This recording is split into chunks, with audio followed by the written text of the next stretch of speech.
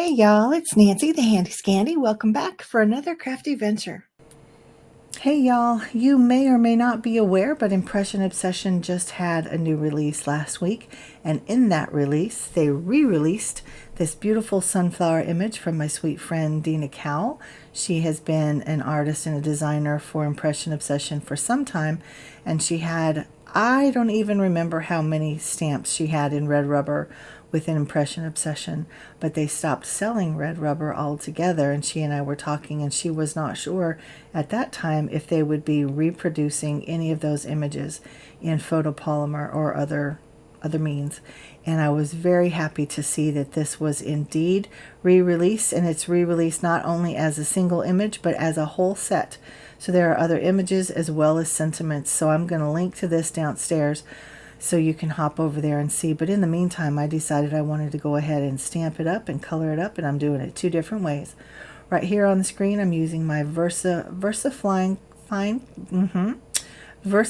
Clair in Nocturne, and then I come back and I hit it with heat embossing. And unfortunately, I thought I was using a clear, but I used like a white satin pearl, and so it distorts the image somewhat. So throughout this video, this particular image is going to look blurry and fuzzy, and it's not. The images are clear. It's just something about this particular heat embossing that makes it look blurry and fuzzy. Also, I need to preface the rest of this video with the fact that I have been having difficulties with my audio, so I'm going to pause here and go check and make sure that everything's good, because I've recorded this a number of times only to find out that no audio was recorded. So I will be right back and we'll carry on with the process. All right, everything seems to be okay, but I'm going to do that periodically throughout. So this is about a 15-minute video that I have trimmed down from well over 2 hours. So the first part of the process, you've already seen the stamping, and now I am using my Elegant Writer.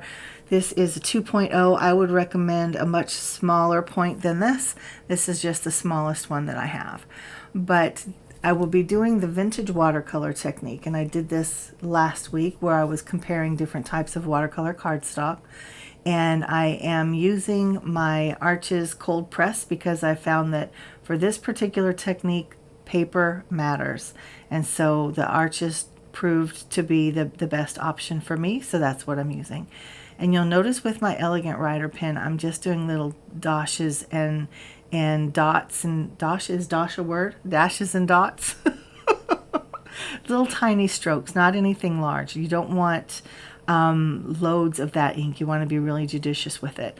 And the way that this works is you're literally just using water, and then the water interacts with both the ink from the Distress ink stamping, because you want to stamp several times. I probably stamped 6 or 7 times to make sure that you have plenty of ink down, and you want to make sure that you have a good image, right? Because you're stamping on watercolor card. But then the water also interacts with the ink from the Elegant Writer, and it does that in different ways. With the Elegant Writer, those colors bleed out from a black to green to blue, and when they have even more space than what these petals allow, it can bleed out into purples and pinks, and it's so very pretty, y'all. So very pretty. But I just love on this particular image how the colors basically are staying contained within each petal, within each space, right? Because not each space is a petal. But we've got some greens, we've got some browns, there are some blues in there.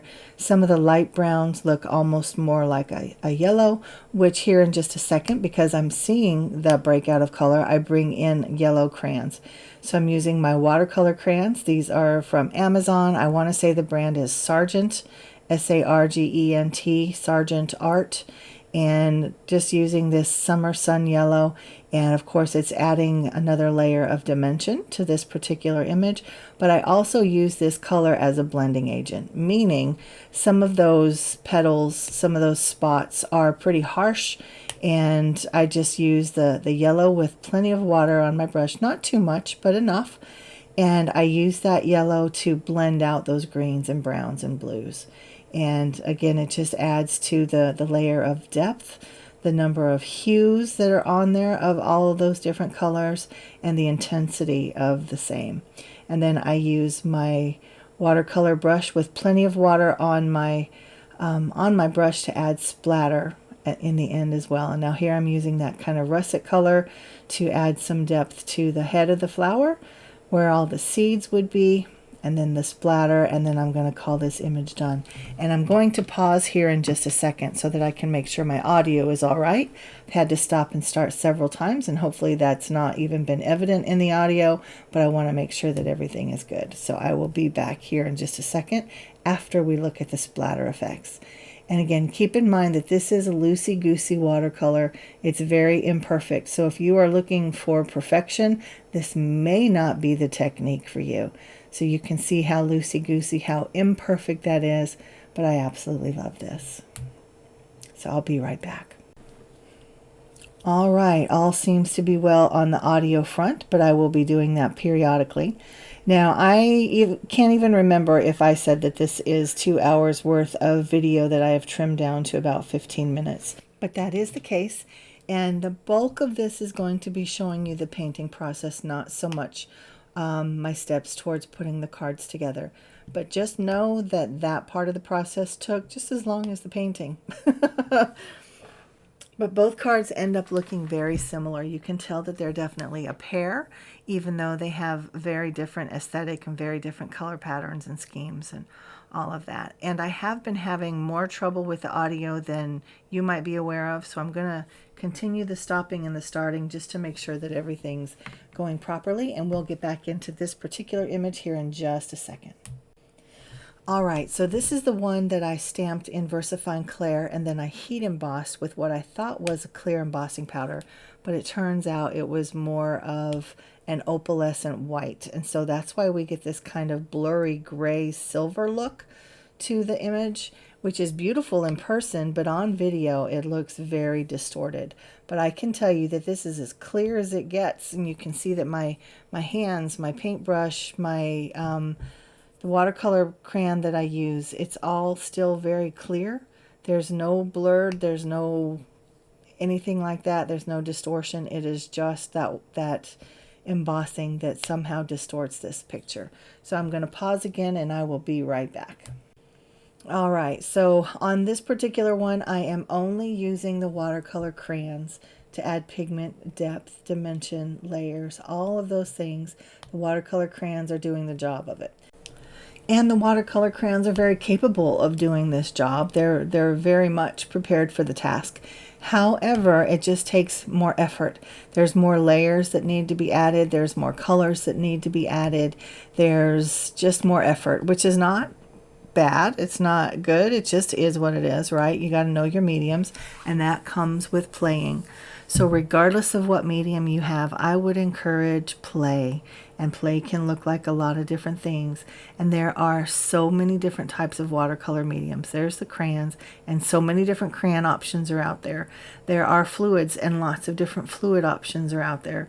There are pens and pencils and brush marker pros and gosh, half pans, full pans, metallics, non-metallics, I can't even think of the words that I'm looking for. Granulating, non-granulating. There's Daniel Smith, there's Winsor & Newton, there's all kinds. So whatever you have, just use it. Just play. You know, don't necessarily think of what am I going to do? What is my end product going to be? Just play. Just learn. Just learn how your colors work together. Learn how the different types of paints might work together. Yeah, so I'll get off my soapbox. Whether it's watercolor or whatever your medium is, guys, just play with it. Just learn it. That's going to help you in your process so much. So I have brought in different tones of kind of the reds and the browns and the yellows, and then I also come in with black, and that's what I have now. I was getting some good layer, some good dimension, some good depth, all of those things, but I just felt like it wasn't quite what I wanted. Now this definitely adds to the loosey-goosey watercolor look, which of course is not for everybody, and that's okay. Hang on, I'm going to check the audio again. I see some choppiness happening. Seems to be all right, so we'll get back into it. That black we used to call the scary dark when my sweet friend Courtney Krieber was teaching us how to be online folks, whether it was through YouTube or whatever social media platform. She was talking to us about, you know, lots of different aspects of doing what we do. And in terms of coloring, because she's an amazing colorist, she would talk about the scary darks. So whether that's black, whether it's a deep, deep purple or brown or blue or red, those scary dark colors are really what give you the dimension that you're looking for, that so many of us are looking for. And again, I use just plenty of water in my brush and picking up pigment straight from my crayons, and that's what added the splatter. And splatter's not for everyone, right? So you stop with where you're comfortable at. Now, this part of trying to figure out my backgrounds was very lengthy. I had quite a few more backgrounds out than what you see on screen, and I narrowed it down to these. So hang on while you continue to watch that. I'm going to check the audio. All right, audio seems to be okay. So while I narrow that down to these two backgrounds, I just want to say that any of those backgrounds that you saw, any of them would have worked. It just what worked with my heart and my eye at the time that I was making, and it was these two. The panel on the left is just some metallic paper that I used through an embossing folder. This happens to be a tile one from Stampin' Up. And then I used a layer of vellum and some green, it's kind of a medallion print behind the tile, the metallic tile. And just put it all together with these different elements. I added some burlap trim and then some kind of a twill jute, if you will, and a button and another little piece of ribbon, of the burlap ribbon over to the right, with a little piece of rusty hardware there. And then on the image on the right that I'm working on with only the watercolor crayon, you can see that I have added a layer of, it's a cream with a gold foil background. So I've got the foiling going on both sides. But this particular background panel was very, very bright. So I added some vintage photo along the edges just to grunge it up a little bit. And then that red panel that's the right behind the stamped image, that was created with the Distress Spray stains. And then I heat embossed an image on there from All in Create, but it did not work. But I loved the background, so I never tossed it. And I've had it for several years now. Once I trimmed down the sunflower image and rounded those corners, it fit perfectly on that panel to cover up the heat embossed image that just didn't work. And so these are my cards. I've added all the different elements. I've added the twine. On this one, of course, there's the red in the russet color of the painting, and then there's the red in the background. There's the red twill twine that's wrapped around it, and then of course there's the red button. So the red comes in several different areas. So on this one it was more the green that I wanted to bring in, and again the loosey-goosiness is still very much there. It's very much present, but to me that makes it more approachable, right? It doesn't have to be perfect, but all the different layers, all the different elements, the details, that's where it's at. That's what brings it home and makes it so pretty. Obviously the image is gorgeous, right? And again, I would encourage y'all, if you want this image, if you're interested, hop over to IO. There's lots of different things that were released, and they are calling it their fall release, and I would encourage you to go look. This particular image now has other images as well as some sentiments in there, but I just really wanted to try to do this image some justice and bring your attention to the fact that it has been re-released. It's absolutely beautiful, so hop over there and see. And Anna White has several different stamps and dies as well as pattern papers. I think she had 6 different pattern paper pads released this time for August. But anyway, hop on over there. And in the meantime, guys, I'm Nancy, the Handy Scandy. I thank you for clicking on this video, for spending time with me. Show me some love by giving me a thumbs up, by subscribing. Drop me a comment downstairs. And until next time, I'm out.